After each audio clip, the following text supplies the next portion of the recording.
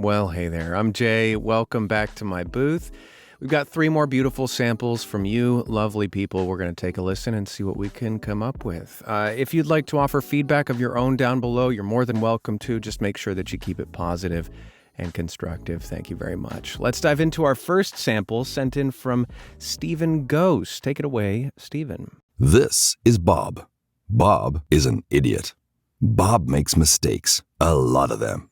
Oh, Bob. He may not be the sharpest tool in the shed, but despite his faults, even an idiot like Bob knows he needs protection. Durex. Smart. Man, Steven, you've got a voice on you, my friend. That is incredible. Really well done. So my thoughts on this spot are, well, firstly, you were a little concerned or curious about the sound of your space, and I think you've built it out nicely. I can't really hear any issues in a major way. I am curious what kind of processing you're putting on this because admittedly, it's difficult for me to tell exactly how your room sounds because I guess that this audio is processed. It sounds a little compressed, etc. Not necessarily in a bad way, but it's just a little hard for me to give you feedback in that respect. But from what I can hear, sounds just fine. As far as your performance on this one, I love this spot for you because your voice has such gravitas to it already that the sort of dry witticism, essentially very UK humor of this piece, in the way that you're delivering it at least, is lovely for your voice. It complements it really well. Next step for me would be investing a little bit more in the emotional content of the piece. And what I mean by that for this one specifically is I would love to be able to visualize you standing next to Bob and almost introduce us to him. This is Bob. And you don't have to do it in that fashion, but almost in another way to think of it might be in a Sir David Attenborough way, where whenever you're watching him narrate nature, you feel like he's right there watching the animal do something, and then you, by proxy, feel like you're right there as well. And it's just that sort of intimacy and personability there, where I want to feel that you're standing right next to Bob. So when you take this one again, just visualize that. Take us through, stand next to Bob, introduce it to him, point through a bunch of stuff, and it'll make it all the more funny when you just tear him apart and you're standing right next to him. Let's listen to the next piece. Your home is precious. It's a sanctuary, an escape, a place to play and grow. Protect your home wherever you are with mobile video monitoring from ring.com. The thing I like about this spot for you, particularly, I've said it before, but if we were to take all of the audio you sent as a demo, having the sort of wry, funny, witty spot up front where we get to hear the beauty of your voice and everything, and then following it up with a sort of emotional and really heartfelt connected piece, I think is a really nice move. So kudos on that. With this one, I feel like it's the type of piece where you're spacing right now between the different bits of the piece.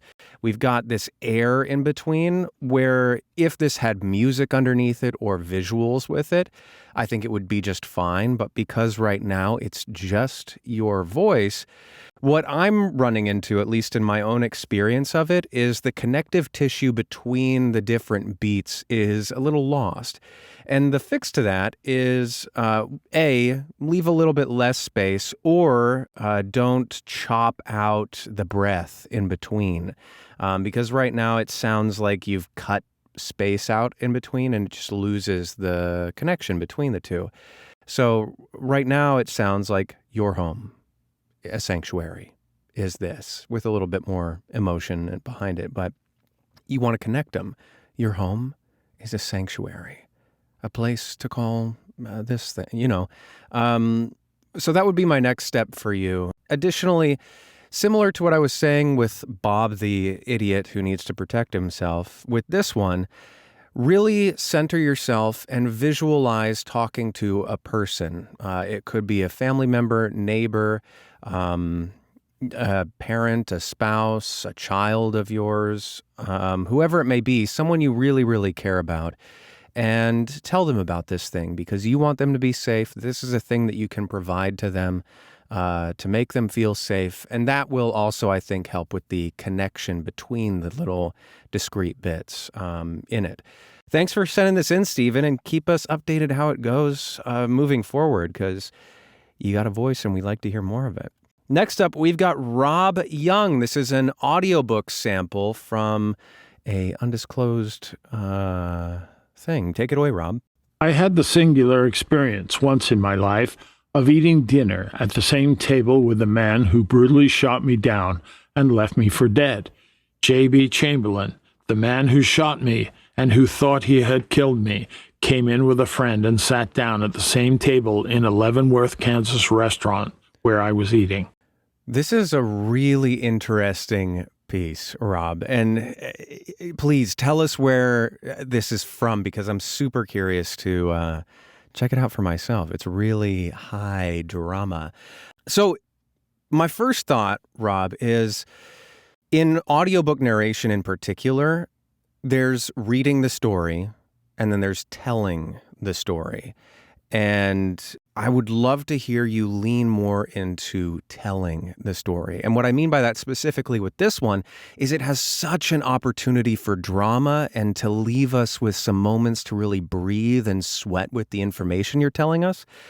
For example, I was sitting at a table and in comes the guy who shot me and left me for dead. And then this next bit in particular. My opportunity for revenge was there. I did not take it.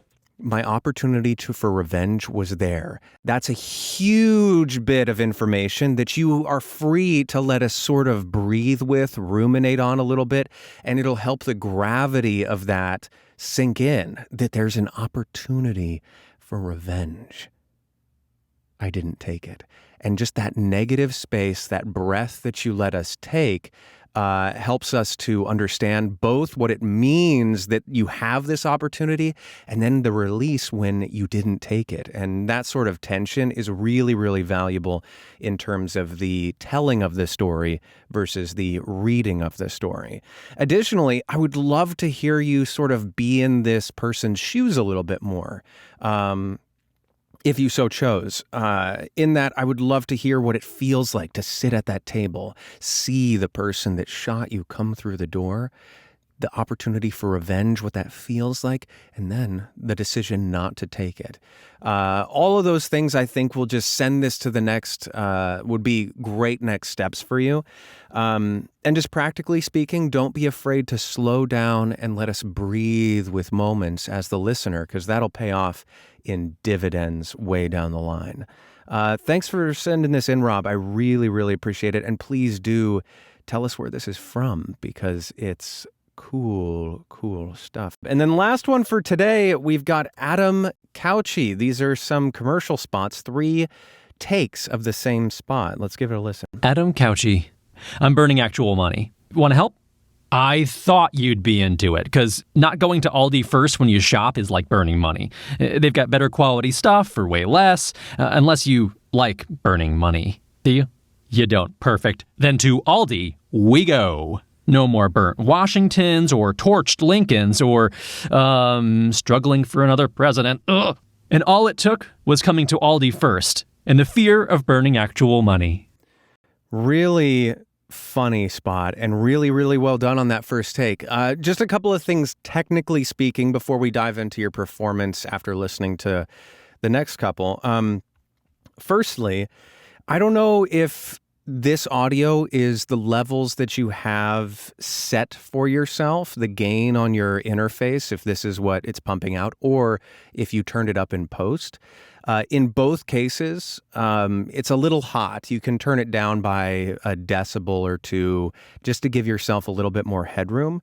Additionally, I hear just a little bit of resonance in your space. It's not a huge thing, but if you wanted to tinker with it to just tame that a smidge, here's how I do that. I've got an EQ open. You can use any old EQ. This is one of the ones that I prefer to use. If you're using something like this, I would crank the Q really high. That makes the band here really narrow and sharp. I pull it up by about 10 to 15 decibels with a really high Q. And then I let the audio play, and I listen out for sort of a bell ringing sound almost. And that's where a frequency buildup is happening. So let's give it a listen and see if we can find one. I thought you'd be into it, because not going to Aldi first when you shop is like burning money. They've got better quality stuff for way less.